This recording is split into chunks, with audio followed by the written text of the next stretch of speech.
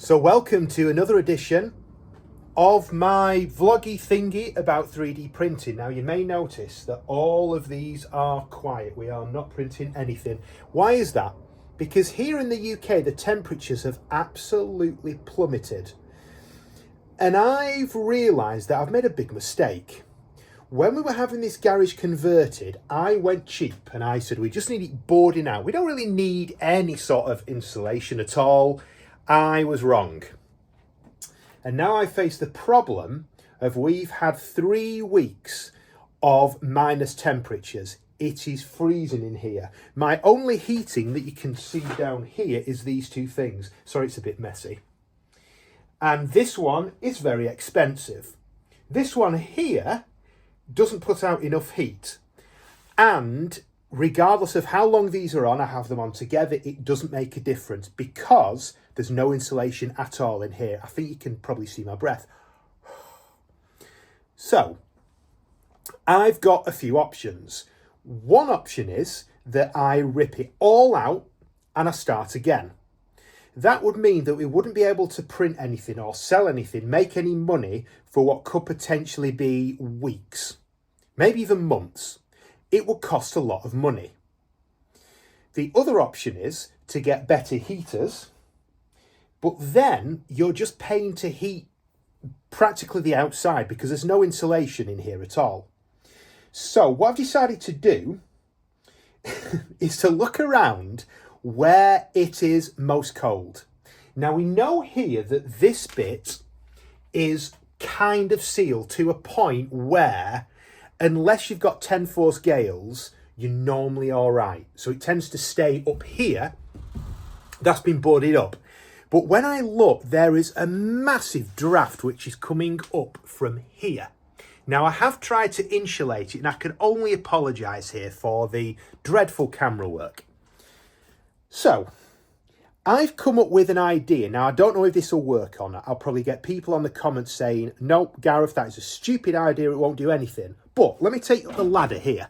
So you'll notice that we have got these holes up there. Now this is where the roof joins the actual structure and these go all the way down. I did try to attempt to fill these very badly with some insulation. Now that seems to have worked all right. The problem is that it was quite awkward to get the gun up there because of this here. So what I've decided to do is to use bubble wrap. Now this, I mean, it's already freezing up here. This is only a temporary measure, but the good thing is that when it gets hot, I can take them out. So it's almost like a bit of a removable aeration system. So I'm just going to go all around here and fill them up. And then this bit here is causing the problem as well, because you've got a 10 force gale coming through here, which is where it's been boarded out. So if I can as well fill that in, hopefully we will see at least a little bit of a rise in temperatures, because genuinely it is so cold that there has been frost, and I'm not exaggerating here, there's been frost on the build plates. Like all these here, they've been freezing up. And the problem is that the temperatures have been so cold that the thing that regulates the temperature on the printers doesn't know what temperature it is. I've also found that heating them up for a while to get them warm doesn't really help either. So that is one of my ideas. We'll see if it works. Again, apologies for the mess here. My New Year's resolution is to get this a bit tidier because it's a disgrace. You'll notice there's some printers missing here. They've gone to my office. There was the Mini that went there. And there is also another A1 that went there. So I have actually moved them to my office, so at least I can be printing something. And we'll see how we get on. I've been told by my wife that I am allowed to buy a more economical heater, because this thing here, that costs about 50p an hour.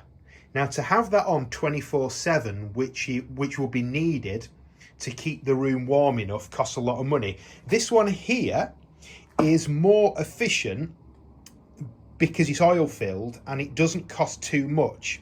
But the problem is it's not big enough. So I've ordered a bigger one of those and we'll see how we get on with it. But at the moment we've got loads of orders to fulfill and the printers are just failing over and over again. The other problem I may have, and I mean, look at that, what a mess.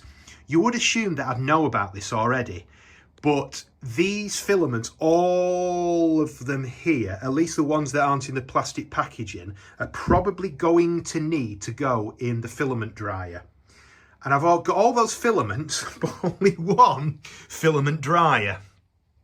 Anyway, the joys of winter in the UK. Wish me luck. And I'll probably report back tomorrow to see how my rather basic way of insulating the workshop has gone on. So the next day, although the same clothes, I can only apologise for that. It seems to have worked. I was using this rather rudimental way of insulating I should say, the garage. So just basically bubble wrap, because up there is where a lot of the cold wind was coming in from. And now you may see that we actually have things printing. We've managed to print some things. So the temperatures, in fact, these are a brand new product that we're working on for Valentine's Day. The temperatures in here are nowhere near as cold as they were yesterday. And we've only had this on all night. So what we're going to be doing is getting a bigger one of those and hoping that a bigger one of those plus half of the bubble wrap gone. I'm sorry for the mess here. I'm going to tidy this up. It should keep it so it can at least print a little bit in here. Actually tempted to take this off now because it's getting quite warm. So a few hours later, I've discovered that there was a bit of an airflow coming from here. Now there are these little bits all around, but I think I've managed to do it on a budget of basically one roll. So I had another one, but that's what I've got left. One roll of bubble wrap. I think I've successfully managed to do some kind of insulation, which is enough to make sure that we can print. Now, it's not like your front room. It's not warm like your home is, but it is at the moment registering at about, I think we're about 15 to 16 degrees, which is a massive improvement.